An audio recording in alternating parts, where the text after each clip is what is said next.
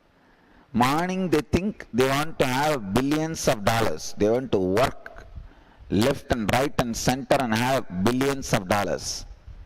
By evening they think we should get enough time to lie down in each beach of the world.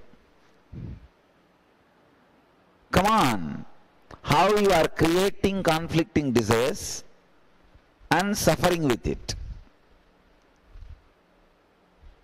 Again, I want you to spend at least 5-10 minutes inside you, with you, penning down all the conflicting desires you have. Dig out. Is there any conflict between the two desires you carry? Look and dig out. If you have, pen down. Just 5 minutes. Sit and dig out the engrams related to conflicting desires. This creates a lot of worry and stress, understand? Just it's a 5 minutes exercise. Dig out the conflicting desires you carry. Bring it to your awareness.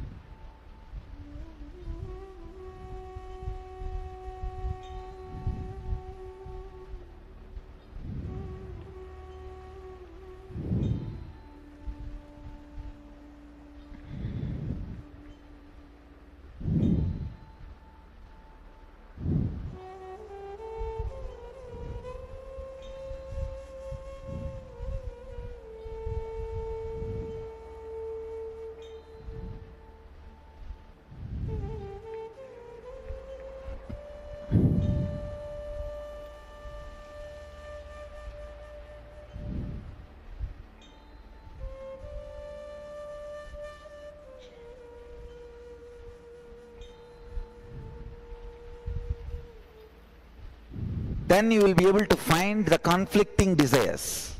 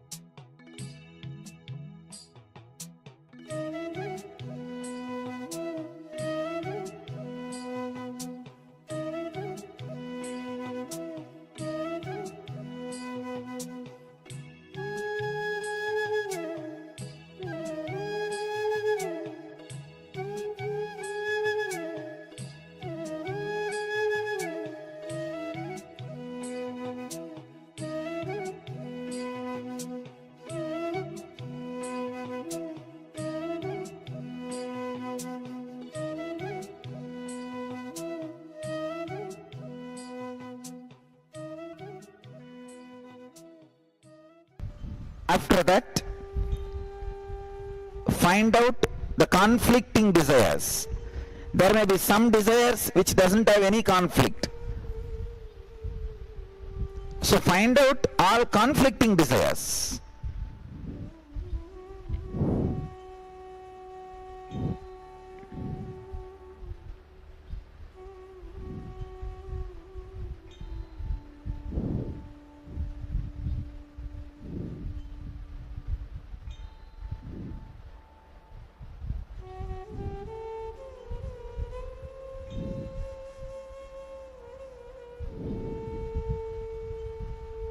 Share with your partner so that your partner can verify you identified all the conflicting desires.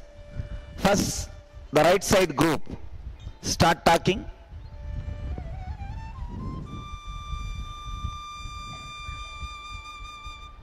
All your conflicting desires are identified.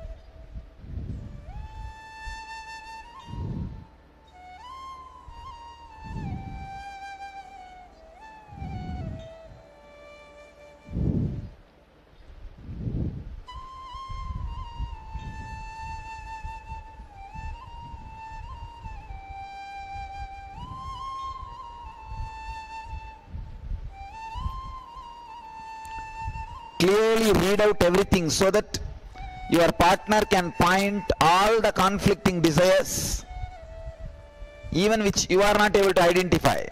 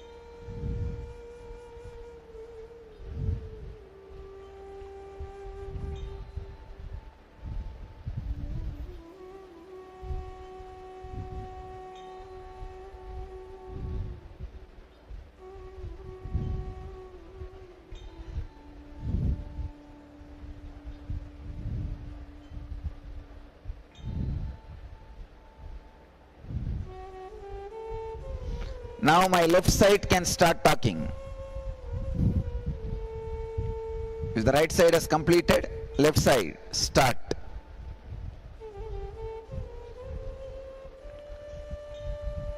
Start expressing every conflicting desires, contradicting desires, so that your partner can pinpoint.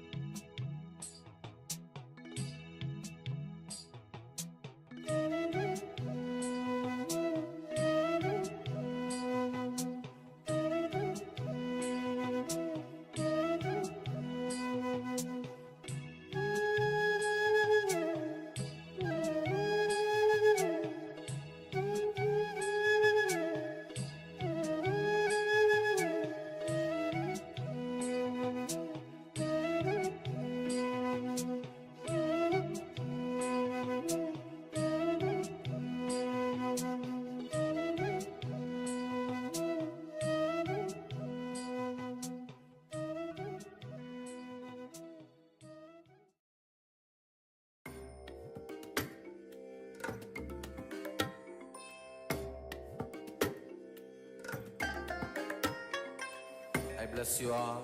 Let you all open all your three eyes and manifest the powers of Mahasadashiva. Om Nithyananda Paramashivoham. Om Nithyananda Paramashivoham. Om Nithyananda Paramashivoham. Om Nithyananda Paramashivoham. Om Nithyananda.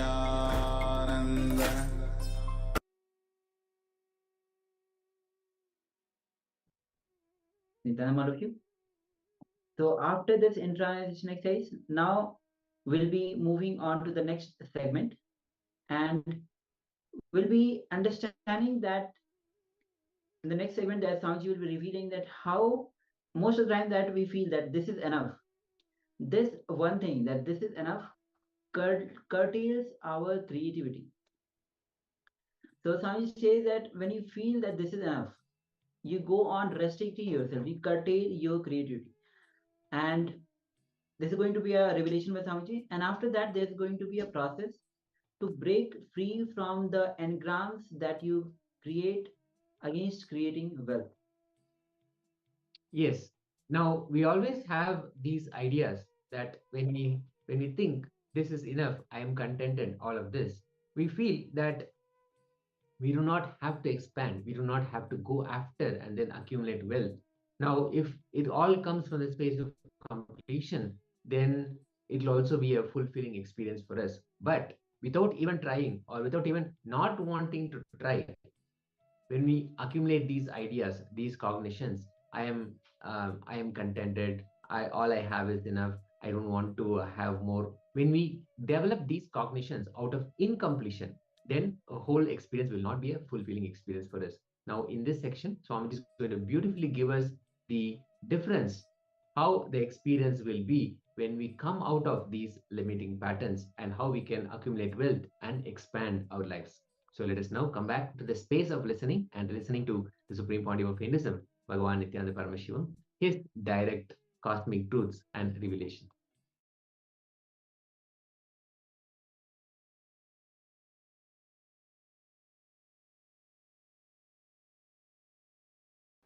This idea of connecting food and money, an idea of feeling this much is enough for me, is a poverty mental setup. Please understand, Indians highly suffer with this poverty mental setup. I wanted all of you to know, don't settle with the idea this much is enough. No. Create left and right.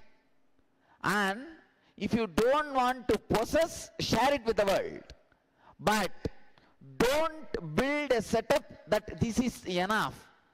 This is enough curtails your expression, your creativity. I wanted all of you to know, when you start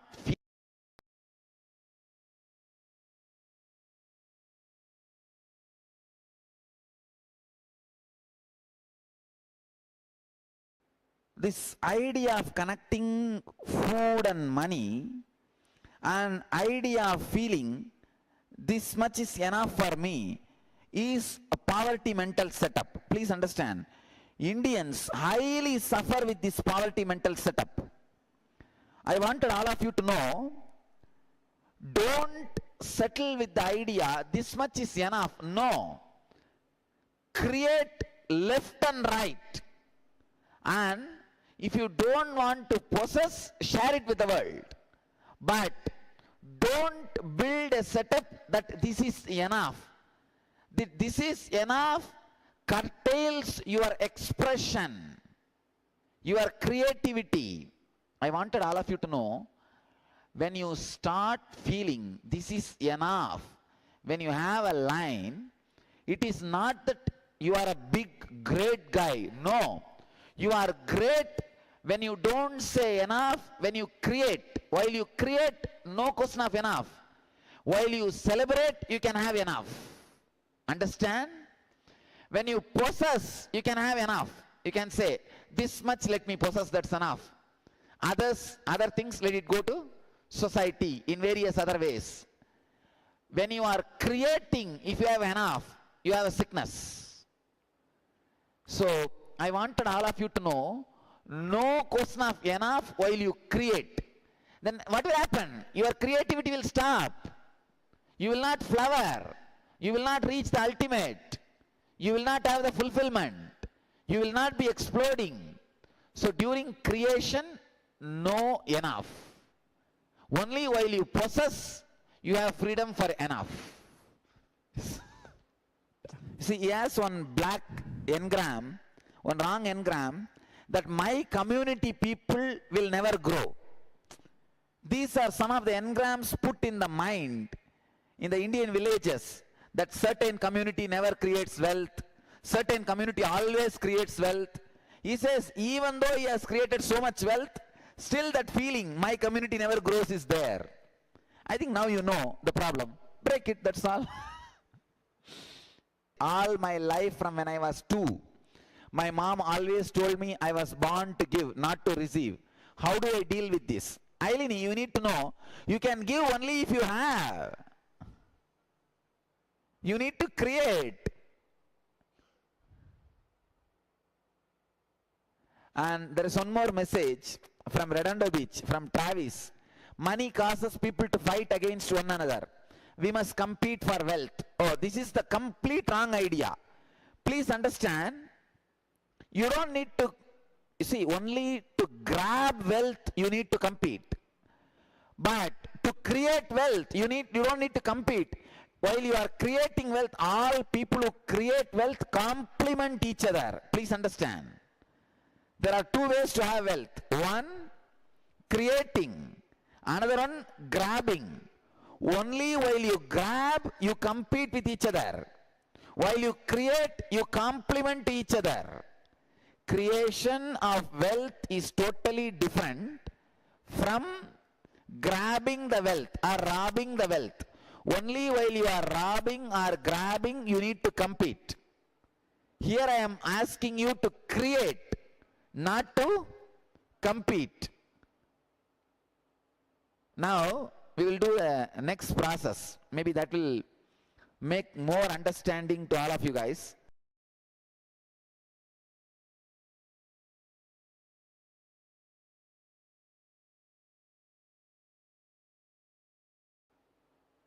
Now, we will do the next process. Maybe that will make more understanding to all of you guys. Now, find out your partner, next person to you. Sit as pairs. Please sit as pairs. Sit as pairs. Just turn. Sit as pairs. Even in all the other cities, please sit as pairs. Find out one partner, one friend for you, with whom you can talk now, with whom you can share.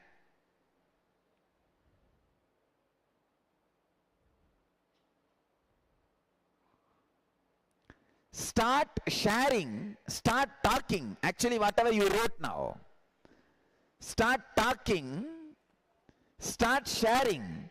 See, you will understand, only while you talk and share, the other person will be able to point all the wrong engrams you have created, and when he shares, you will be able to point all the wrong engrams he is carrying.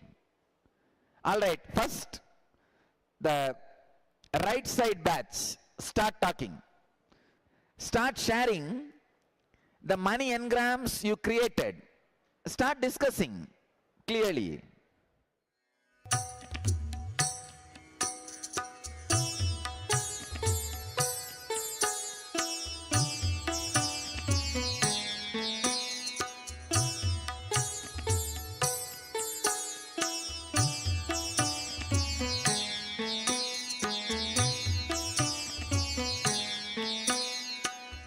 नित्यानन्दम् ईश्वरं सर्वपापविनाशनम्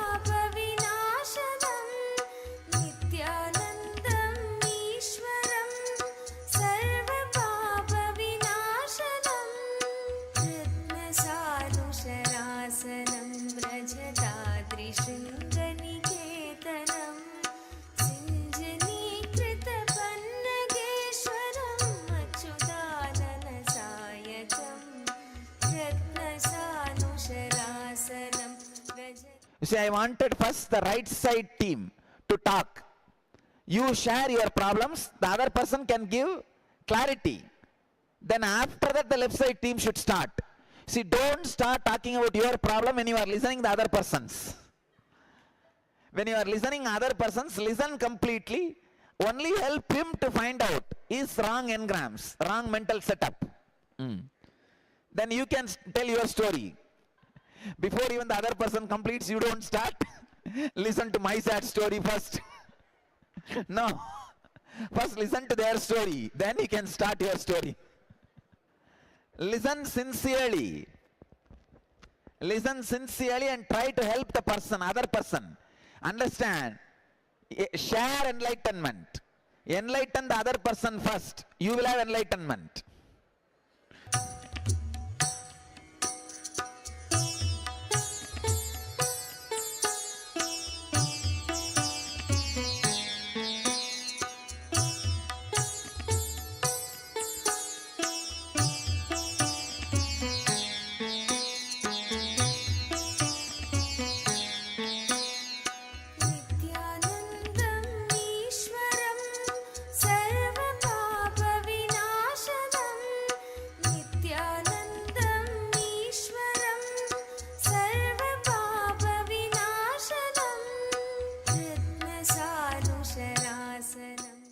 Talk in detail. Whatever you wrote, express in very detailed way. Explain and express properly. Better to get somebody who knows your mother tongue. You should make others also rich. Only then the real Acharya will be. Make others rich, in that have a little bit for you.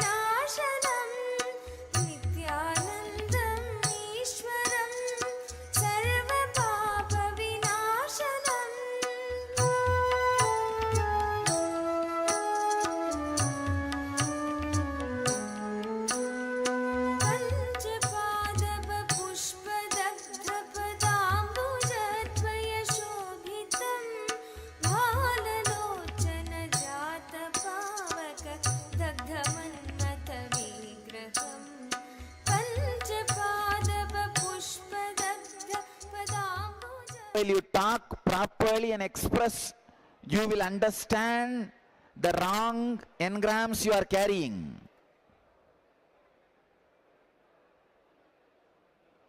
Unless you talk it out, you can't catch it.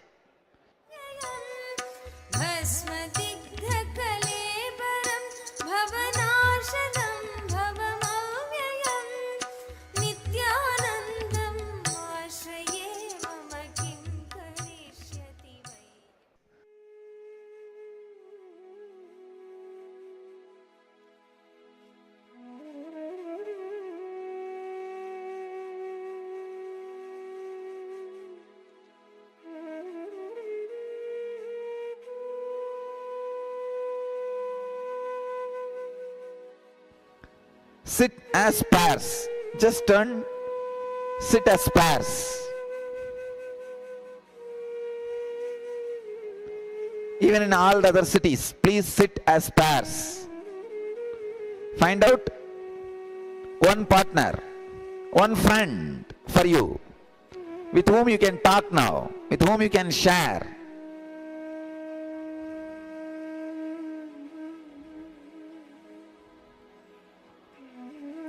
Start sharing, start talking. Actually, whatever you wrote now, start talking, start sharing.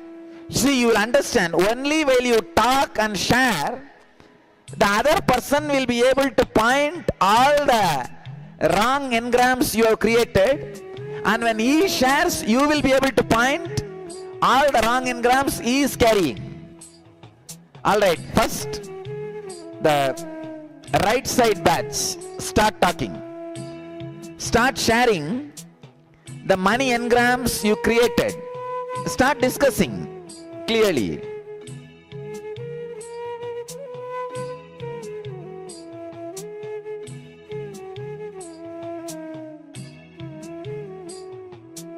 When you are listening other persons, listen completely. Only help him to find out is wrong engrams, wrong mental setup. Then you can tell your story.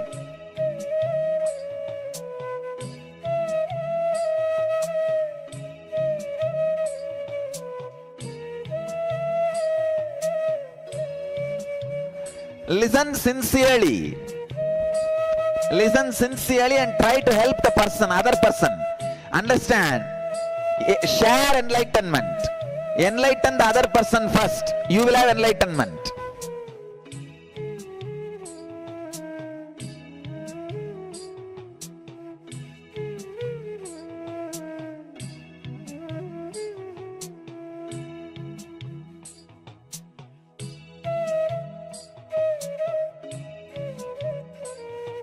Talk in detail. Whatever you wrote, express in very detailed way. Explain and express properly.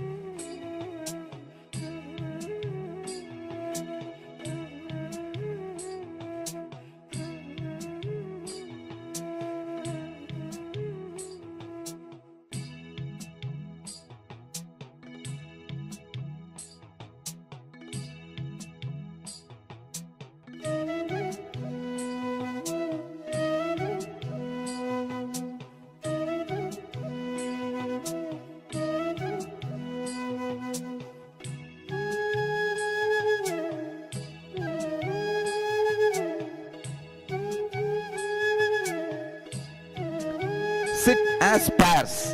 Just turn. Sit as pairs. Even in all the other cities, please sit as pairs. Find out one partner, one friend for you, with whom you can talk now, with whom you can share.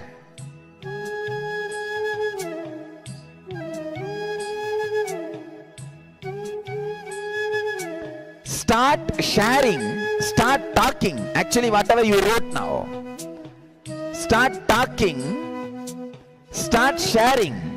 See, you will understand. Only while you talk and share, the other person will be able to point all the wrong engrams you have created, and when he shares, you will be able to point all the wrong engrams he is carrying. Alright, first the right side batch, start talking, start sharing the money engrams you created, start discussing clearly.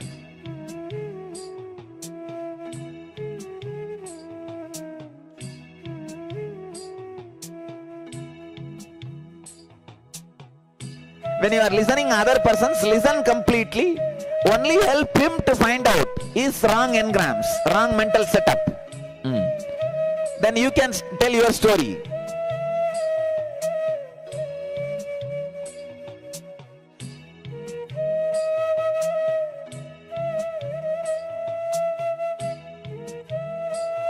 Listen sincerely.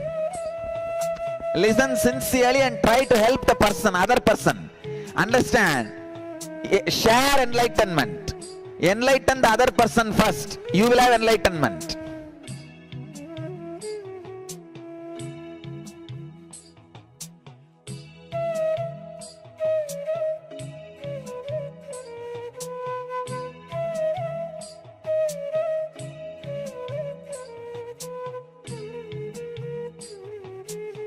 Talk in detail.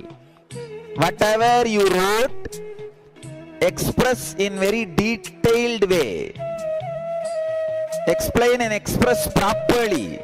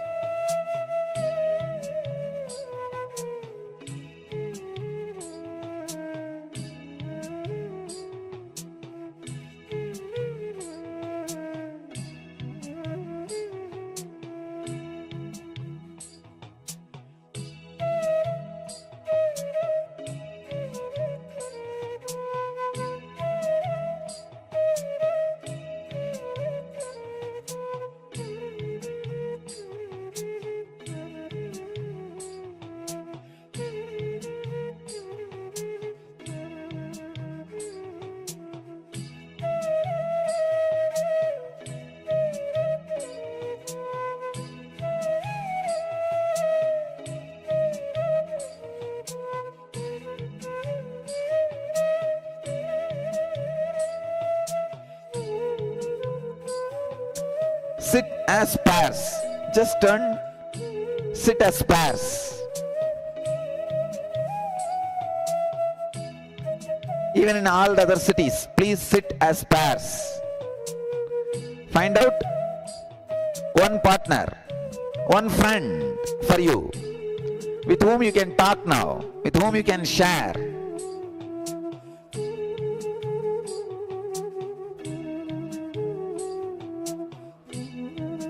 Start sharing, start talking. Actually, whatever you wrote now, start talking, start sharing. See, you will understand only while you talk and share, the other person will be able to point all the wrong engrams you have created, and when he shares, you will be able to point all the wrong engrams he is carrying. Alright, first, the right side batch, start talking. Start sharing the money engrams you created. Start discussing clearly.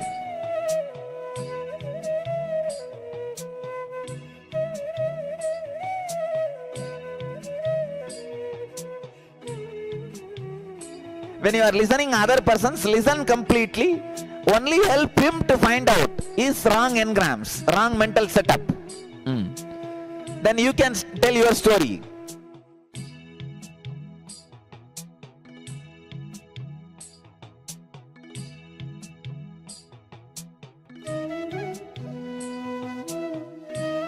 Listen sincerely. Listen sincerely and try to help the person, other person. Understand? Share enlightenment. Enlighten the other person first. You will have enlightenment.